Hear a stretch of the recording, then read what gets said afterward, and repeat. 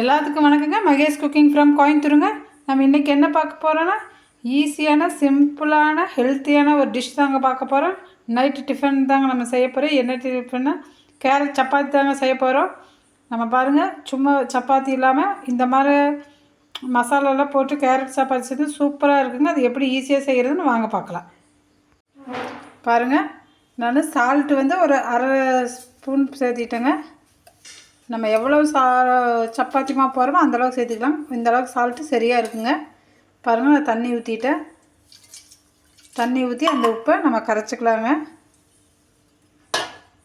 ஈஸியாக தாங்க செய்ய போகிறோம். பாருங்கள், நம்ம சப்பாத்தி மாவு எவ்வளோ வேணும்னு போட்டுக்கலாங்க. நான் ஒரு 5 சாப்பாடு கொஞ்சம் இருக்குதுங்க. ஒரு 6-7 சப்பாத்தி கலவை தாங்க நான் போட போகிறேன். நானே வீடியோ இருக்கிறதுனால சிந்திச்சிக்க. பாருங்கள், அதுக்கப்புறம் நம்ம என்ன போட போனால் பாருங்கள், ஒரு கேரட் துருவி வச்சுருக்கோங்க. புதினா இதில் ஒரு 6-7 புதினாங்க, கொத்தமல்லி இதழுங்க, அதையும் போட்டாச்சுங்க. போட்டாச்சுங்க. கொஞ்சம் கரம் மசாலா தூளுங்க. பாருங்கள், ஒரு ஸ்பூன் கரம் மசாலா தூளுங்க. இதெல்லாம் போட்டு நல்லா கலக்கிட்டு உங்களுக்கு காமிக்கிறேங்க. கொஞ்சம் வேணும் உங்களுக்கு மிளகாத்தூள் போட்டுங்க. உங்களுக்கு என்ன ஐட்டம் எந்த மசாலா பிடிக்குமோ அதை போட்டுக்குங்க. நல்லா இருக்குங்க. நான் பிணைஞ்சிட்டு காமிக்கிறேங்க. பாருங்கள், நம்ம இப்போ இப்படி எல்லாம் போட்டுங்க. கொஞ்சம் தண்ணி ஊற்றி கொஞ்சம் சப்பாத்தி மாவு பதத்துக்கு பிணைஞ்சிக்கலாங்க. ரொம்ப தண்ணி ஊற்றிடாதீங்க. இது கூட உங்களுக்கு முள்ளங்கி வேணாலும் முள்ளங்கி துருவி போட்டுக்கலாங்க. பீட்ரூட் போட்டுக்கலாங்க. இதெல்லாம் குழந்தைகளுக்கு சூப்பரான ஹெல்த்தியான ஒரு டிஷ்ஷுங்க. இது காலையில் இந்த மாதிரி ஒரு சப்பாத்தி செஞ்சு கொடுத்தால நல்லா சாப்பிடுவாங்க. இது ஸ்கூலுக்கும் கூட நல்லா கட் பண்ணி போட்டு கொடுக்கலாங்க. இது நல்லா நான் சப்பாத்தி மாவு பதத்துக்கு பசைஞ்சிட்டு வர்றேங்க. பாருங்கள், மாவு இந்த பதத்துக்கு பிணைஞ்சிக்கணுங்க. இப்போ நம்ம எண்ணெய் உங்களுக்கு பட்டர் வேணால் பட்டரை ஆட் பண்ணிக்கோங்க. நெய் வேணால் நெய் ஆட் பண்ணிக்கோங்க. நான் இப்போ கல்லெண்ணெய் தாங்க ஊற்றுறேன். இந்தளவு கல்லெண்ணெய் ஊற்றி நல்லா பிசைஞ்சு ஒரு 5 நிமிஷம் ஊற வச்சுக்கலாங்க.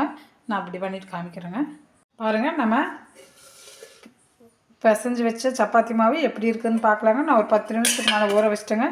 பாருங்கள், அமுத்தினாலும் சூப்பராக இருக்குதுங்க. பாருங்கள், சூப்பராக ரெடி ஆகிடுச்சுங்க. ஒட்டவே இல்லைங்க. பாருங்கள், இப்போ நம்ம ஒவ்வொரு உருண்டையும் எடுத்து இந்த சப்பாத்தி மாவு தேய்ச்சிட்டு காமிக்கிறேங்க.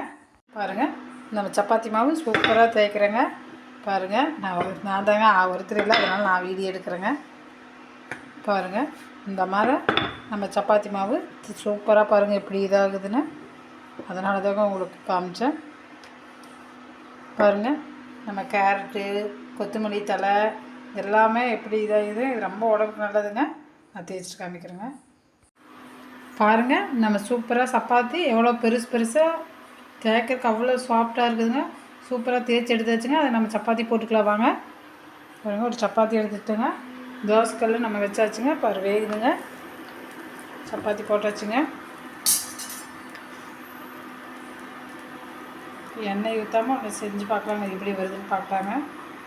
சூப்பராக இருக்குங்க. இந்த சப்பாத்தி ரொம்ப ஹெல்த்திங்க. இது பேச்சுலருக்கு ரொம்ப ஹெல்த்தி அண்ட் ஈஸியான சமையலுங்க. இதுக்கு சட்னி தேவையில்லை, எதுவுமே தேவையில்லைங்க.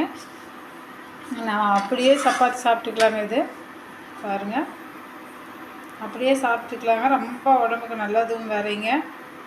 நம்மளுக்கு இருந்தால் சட்னி வச்சு சாப்பிட்றதாங்க. டைம் இல்லை அப்படின்னா 2 சப்பாத்தி எடுத்து ரோல் பண்ணி அப்படியே டக்குனு சாப்பிட்டு ஓடிடலாங்க.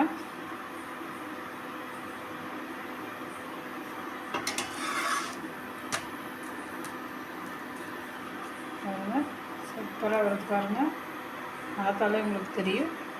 நான் வெந்ததுக்கப்புறம் காமிக்கிறேன். பாருங்கள், சப்பாத்தி சூப்பராக ரெடி ஆகிடுச்சுங்க.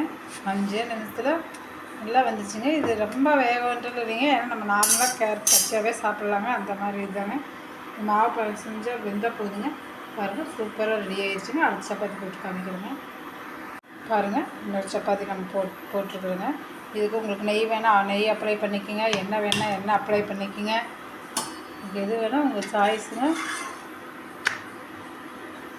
ஈஸியாக இருக்குதுங்க இந்த இது.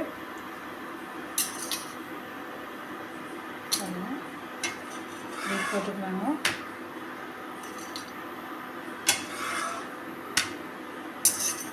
கடைசியாக நம்ம எண்ணெய் ஊற்றிக்கலாங்க.